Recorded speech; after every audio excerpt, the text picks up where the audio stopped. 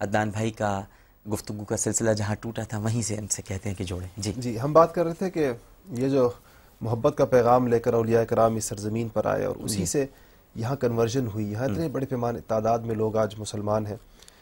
آنے والوں کی تعداد کتنی تھی یہاں جو لوگ آئے اسلام کا پیغام لے کر؟ شاید وہ اگر انگلیوں پر گنی جا سکتی ہو.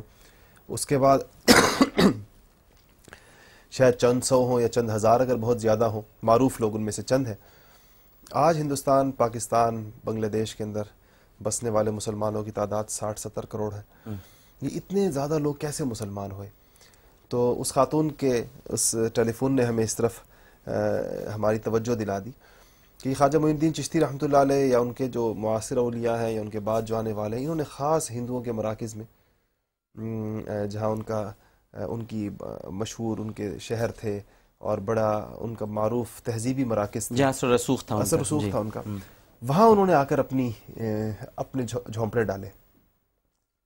لیکن اتنا ان کے اندر تعلق تھا مخلوق کے ساتھ، یعنی ان کے اتنے وہ معاملات کے اندر، یا ان کے ساتھ اتنا ان کو ہمدردی اور محبت اور شفقت کا معاملہ تھا کہ جوق در جوق لوگ وہاں سے مسلمان ہوئے. اور اسی زمانے سے یہ رواج پڑا. آج بھی آپ کو تعجب ہوگا، مجھے اس سفر حج عمرے کے موقع پر ایک ہندوستان کے ایک عالم بتا رہے تھے کہ اب بھی آپ کو ہندوستان کی بہت سی مساجد کے باہر فجر کی نماز کے بعد ہندو عورتیں اپنی بغل کے اندر، گود کے اندر اپنے بیمار بچوں کو لے کر کھڑی نظر آئیں گی، جو کہ فجر کی نماز پڑھ کر باہر نکلتے ہوئے نمازیوں سے اپنے بچوں کو دم کرواتی ہیں. اور ان کا یہ خیال ہے کہ یہ اس وقت کے اندر اللہ اللہ کر کے نکل رہے ہیں، اس کے دم میں یہ تاثیر ہوگی کہ میرا بچہ ٹھیک ہو جائے. کہ مجھ سے کہنا کہ آج بھی یہ مناظر ہندوستان کے اندر موجود ہیں، اور یہ وہ ان سینکڑوں سالوں کی روایات کا تسلسل ہے کہ جب یہ لوگ اصل میں تو ان آستانوں پر جانے کے عادی تھے، یہ ان بزرگوں کے مشائخ کی خدمت میں حاضری کے عادی تھے، ان کے پاس جایا کرتے تھے، اپنے بیماروں کو لے کر جایا کرتے تھے، دم کرایا کرتے تھے، دعائیں منگوایا کرتے تھے، اور یہ وہاں کی روایت تھی. تو آج اگر خدا نخواستہ ہم دنیا کی واحد قوم ہیں جس نے اپنے دین کو، اپنے مذہب کو اپنی اخلاق کے ذریعے پھیلایا ہے، اور جس نے یہ ساری ایک بڑا اس حوالے سے ایک بڑا سرمایہ اپنی پشت کے اوپر رکھتے ہیں، اگر ہم خدا نخواستہ بد اخلاق ہو گئے اور ہماری برادری کے اندر داخل ہونے والا نیا فرد ہمارے اخلاق سے متاثر نہ ہو سکا، تو یہ بڑی بدقسمتی کی بات ہے. صحیح فرما رہے ہیں. ایک مرتبہ پھر آپ کی لائف کالز. السلام علیکم. ہلو، السلام علیکم. وعلیکم السلام. وعلیکم السلام. جی کون؟ عامر لیاقت بات کر رہا ہوں. جی سر، کیسے ہیں آپ؟ الحمدللہ. جی سر، میرا کوشچن تھا آپ سے کہ اگر میرے جو شوہر ہیں اگر وہ حرام طریقے سے مال کماتے ہیں تو اس میں میرے لیے اس مال کو استعمال میں لانا جائز ہے یا نہیں؟ ٹھیک ہے.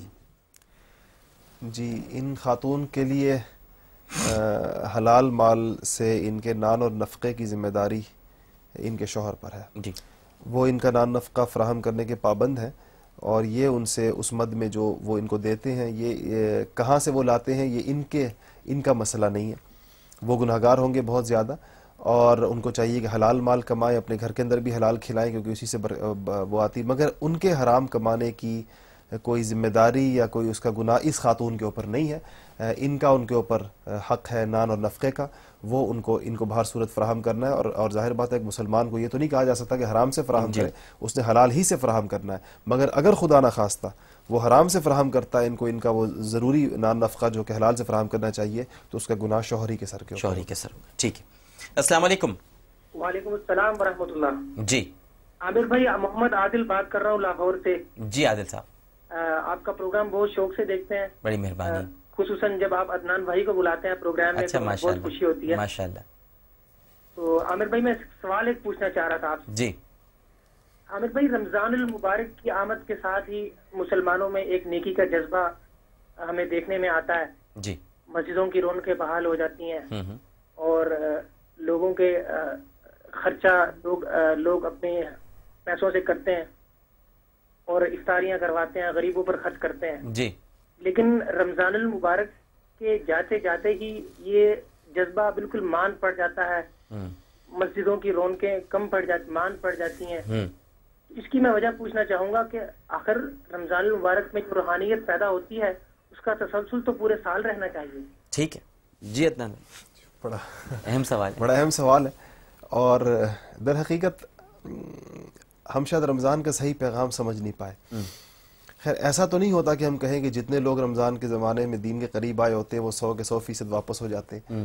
بہت سے لوگوں کو ہم نے دیکھا ہے کہ ایک اعتکاف کرنے کی وجہ سے رمضان کے پاس آنے کے اندر رمضان میں دین کے قریب آنے کے بعد ان پر اس کا اثر کافی عرصے تک رہتا ہے. لیکن یقیناً ایک اچھی خاصی تعداد ایسی بھی ہے جو رمضان شریف میں تو آتی ہے اور اس کے بعد رمضان کے بعد اپنے پرانے معمولات کی طرف چلی جاتی ہے. اصل میں ہم شروع میں شاید ہمیں یہ سمجھنے میں غلطی ہوئی کہ ہمارا خیال یہ ہے کہ یہ مہینہ صرف عبادات کرنے کے نتیجے میں کچھ زیادہ ثواب کمانے کا ہے. ہمیں یہ بھول گیا کہ مہینہ ہمیں ایک مشق کرانے کے لیے آیا اگلے 11 مہینوں کی. تو جو مشق یہاں پر پکی کر لی جائے گی اس پورے مہینے کے اندر، یہ اللہ تعالیٰ کی جانب سے کوئی نظام ہے کہ وہ کام پورے سال آسان ہوتا ہے. اگر ایک آدمی اس پورے مہینے میں 5 وقت کی نماز پڑھتا ہے باجماعت نماز کے ساتھ، تو وہ تجربہ کر کے دیکھ لے کہ اس کو رمضان کے بعد شوال کا مہینہ آتا ہے، اس کو شوال میں نماز پڑھنے کے اندر وہ دشواری نہیں ہوگی جو اس کو شعبان میں ہوتی تھی رمضان آنے سے پہلے جو دشواری ہوتی تھی. اس کو وہ عادی ہو گیا مسجد کی طرف چلنے کا، بستر چھوڑنے کا، پانی سے وضو کرنے کا، یہ ساری چیزیں اس کی عادت بن چکی ہیں. اسی طرح کھانے پینے کے معاملات کے اندر، اسی طرح انفاق کرنے کے معاملے میں اللہ تعالیٰ ایک سہولت انسان کو فراہم کرتے ہیں رمضان میں کہ جب تم نیکی کرنا چاہتے ہو تو تمہارے رستے کے اندر شیطان تمہیں رکاوٹیں ڈالتا ہے، وسوسے ڈالتا ہے. اس کو ہم ایک مہینے کے لیے قید کر لیتے ہیں. شیطان تو قید ہو جاتا ہے مگر نفس قید نہیں ہوتا انسان کا، اور نفس اس کے ساتھ ہوتا ہے، اس کی عادتیں کچھ بگڑی بھی ہوتی ہیں. اس کے لیے ایک نظام عمل ایسا رکھ دیا گیا ہے کہ بھائی اس طریقے سے اتنا کچھ تھوڑا کھانے پینے کے معاملے میں بھی کمی ہے اور چیزوں کے معاملے میں بھی کمی ہے. تو اس سے ایک مشق تو انسان کی ہو جاتی ہے.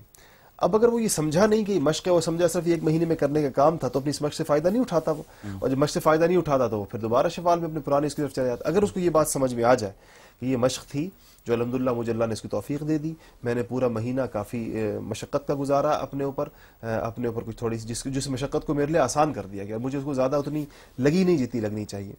یہ اگر وہ سمجھ لیتا ہے تو پھر وہ اس کے لیے شوال، ذوالقعدہ، ذی الحجہ سارے مہینوں کے اندر یہ رمضان ایک ہدایت بن کر اس سارے مہینوں میں سرایت کر جاتا ہے. اور ایسے لوگ ہوتے ہیں، آپ کو اپنی زندگی میں اپنے چاروں طرف بہت سے ایسے لوگ ملیں گے جو مجھے ایسے نوجوان بہت ملتے ہیں جو کہتے ہیں کہ اپنی تبدیلی یا دین کی طرف اپنے آنے اور اپنی توبہ میں رمضان کو یا رمضان کے اعتکاف کو خاص طور پر ذکر کرتے ہیں کہ ہمیں شوق ہوا یا ہم پریشان تھے یا ہم فارغ تھے، ہم اعتکاف میں بیٹھ گئے اور ان 10 دنوں نے ہماری زندگی پلٹ کے رکھ دی.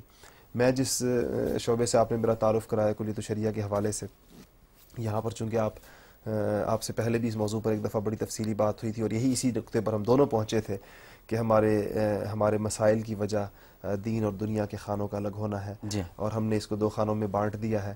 اور بدقسمتی سے دیکھیں ہمارے سامنے 60 سال ہیں.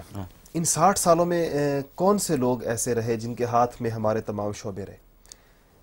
یعنی یہ جو زندگی چلی ہے گزشتہ 60 سالوں میں اس ملک میں، اور آج ہم یہاں پر کھڑے ہیں جس جگہ پر آ کر کھڑے ہوئے ہیں، تو ان 60 سالوں میں ہماری زندگی کے شعبوں کو کن لوگوں نے چلایا، ہمارے معاملات کن کے ہاتھ میں رہے، ہمارے اولی الامر کون لوگ رہے؟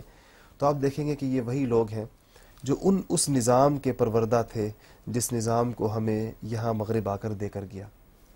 اس نے بالائی طبقے کے لیے ایک نظام بنایا، ان کے لیے تعلیمی ادارے بنائے، مشہور و معروف تعلیمی ادارے ہیں، اس میں خاص تہذیب تھی، خاص تعلیم تھی. اس سے بنے ہوئے لوگ آپ کے ہاں آئے، انہوں نے ہی آپ کی بیوروکریسی چلائی، انہوں نے ہی آپ کی وزارتیں چلائیں، انہوں نے ہی آپ کی حکومتیں چلائیں، اور اس 60-62 سال کے عرصے کے اندر آپ کو کہاں سے لا کر کہاں کھڑا کر دیا وہ آپ کے سامنے. یہ تجربہ شاید قوم نے 7 دہائیاں 6 دہائیاں دیکھ لی. جی. ہمارا شروع سے ایک دعویٰ یہ تھا کہ جب معاملے حل نہیں ہوں گے جب تک دونوں چیزوں کو جوڑا نہیں جائے گا، جب تک دنیاوی تعلیم کے ساتھ، جب تک انسانیت کی فلاح و بہبود کے علوم کو وحی کی روشنی کے مطابق نہیں کیا جائے گا، ہمارے مسئلے حل نہیں ہوں گے. ہماری بات تو شاید اس وقت سمجھ میں نہ آئی ہو، 47 میں بھی سمجھ میں کسی کو نہ آئی ہو، بعد میں بھی نہ آئی ہو. آج تجربہ سب سے بڑا استاد ہے، وہ سامنے سکھا رہا ہے. اسی چیز کو دیکھ کر اسی دعوت پر اب نوجوان آئے ہیں، اور وہ ماشاءاللہ ہمارے پاس ایک بڑی تعداد میں ایسے نوجوان آتے ہیں جو مختلف یونیورسٹیوں سے پڑھ کر آتے ہیں، جو باہر کی یونیورسٹیوں سے پڑھ کر آتے ہیں. وہ دین پڑھنا چاہتے ہیں، وہ اپنی تکمیل چاہتے ہیں، وہ چاہتے ہیں کہ میری